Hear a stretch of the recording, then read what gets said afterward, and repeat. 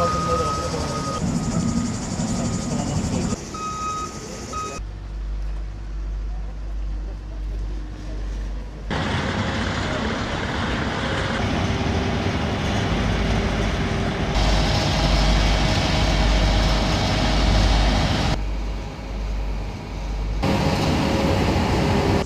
için çok önemli bir şey. Malatya'nın %80 bütün altyapısı neredeyse değişiyor. Yıllardır kullandığımız asbest borulardan kurtuluyor. Evet. Malatya'nın sadece yol noktasında 95 noktada bizim çalışma var. Maski keza öyle aynı şekilde. Malatya'nın her tarafı şantiye.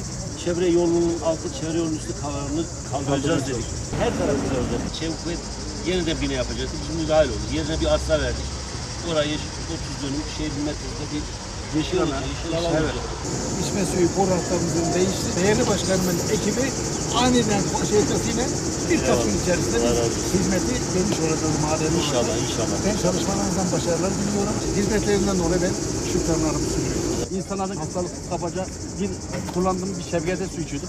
Şimdi yenilendi. Allah'a çok şükür. Yani bizleri kırmadınız. Bizlerin sözüne itimat ettiniz. Yapılması gerekeni yaptınız. Ekibinize ben teşekkür ederim. Bu işler bitecek. Daha güzel olacak. Daha uzun süreli, daha güzel bir mahallede yaşayacağız inşallah.